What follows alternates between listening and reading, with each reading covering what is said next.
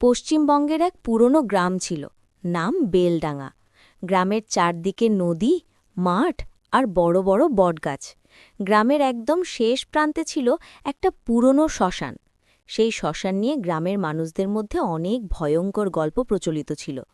গ্রামের লোকেরা বলতো মাঝ রাতে নাকি ওই শ্মশানে হঠাৎ আগুন জ্বলে ওঠে, কিন্তু আশ্চর্যের বিষয় হলো সেখানে তখন কোনো মানুষ থাকে না। তবুও আগুন জ্বলে আর কিছুক্ষণ পর আবার নিজে থেকেই নিভে যায়। গ্রামে থাকত এক যুবক, নাম সৌরভ। সে খুব সাহসী এবং কৌতূহলী ছিল। ভূতের গল্প শুনতে ভালোবাসত, কিন্তু কখনো বিশ্বাস করত না। একদিন সন্ধ্যায় সৌরভ তার বন্ধু অমিত আর রতনের সাথে চায়ের দোকানে বসে গল্প করছিল। তখন গ্রামের বৃদ্ধ মানুষ নিতাই কাকা সেখানে এসে বসলেন। নিতাই কাকা বললেন, তোমরা কি জানো আজ অমাবস্যা? অমিত বলল, হ্যাঁ কাকা জানি, কিন্তু কেন? কাকা একটু গম্ভীর হয়ে বললেন, আজ রাতে শ্মশানের দিকে যেও না, সেখানে আগুন জ্বলে ওঠে। রতন হেসে বলল, আগুন নিজে নিজে জ্বলে, এটা কি করে সম্ভব?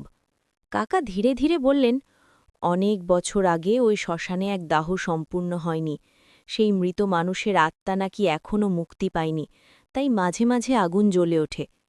এই কথা শুনে সৌরভের কৌতূহল আরও বেড়ে গেল। সে বলল, চল আজ রাতে আমরা শ্মশানে গিয়ে দেখি সত্যি কিনা। অমিত একটু ভয় পেলেও শেষ পর্যন্ত রাজি হল। রতনও বলল, ঠিক আছে, দেখা যাক। রাত বাড়তে লাগল। আকাশে চাঁদ নেই, কারণ সেদিন অমাবস্যা। রাত প্রায় 12টার সময় 3 বন্ধু টর্চ আর লাঠি নিয়ে বেরিয়ে পড়ল। শ্মশানের পথটা ছিল জঙ্গলের ভিতর দিয়ে। চারদিকে অন্ধকার, বাতাসে গাছের পাতা কাঁপছে, মাঝে মাঝে প্যাঁচার ডাক শোনা যাচ্ছে। রতন ধীরে বলল, জায়গাটা কিন্তু খুব ভয়ঙ্কর লাগছে। সৌরভ বলল, ভয় পাস না, আমরা তো একসাথে আছি। কিছুক্ষণ পর তারা শ্মশানের কাছে পৌঁছাল।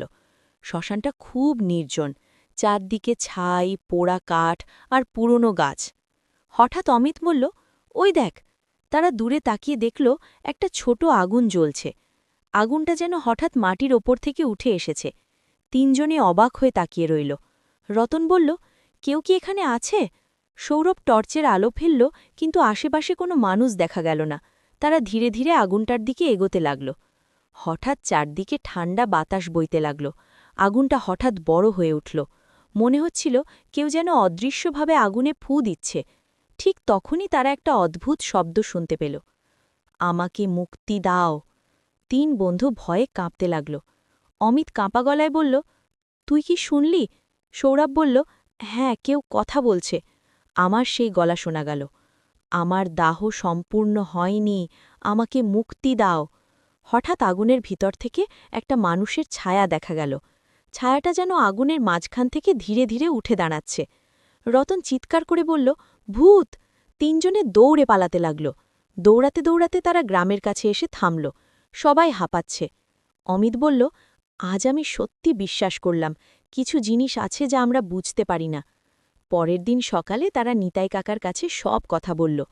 নিতাই কাকা একটু চুপ করে থেকে বললেন, আমি জানতাম এমন কিছু আছে। তিনি বললেন, বহু বছর আগে এক অচেনা মানুষের মৃতদেহ নদীর ধারে পাওয়া গিয়েছিল।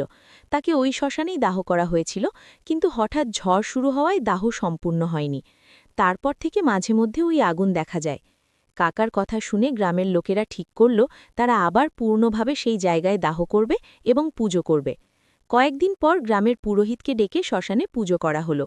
তারপর আবার আগুন জ্বালিয়ে পূর্ণভাবে দাহ সম্পন্ন করা হলো। সেই রাতের পর থেকে আর কখনো শ্মশানে সেই রহস্যময় আগুন দেখা যায়নি। কিন্তু সৌরভ, অমিত আর রতন এখনও মাঝে মাঝে সেই রাতের কথা মনে করে, কারণ তারা নিজে চোখে দেখেছিল শ্মশানের সেই শেষ আগুন আর সেই অদৃশ্য কণ্ঠস্বর।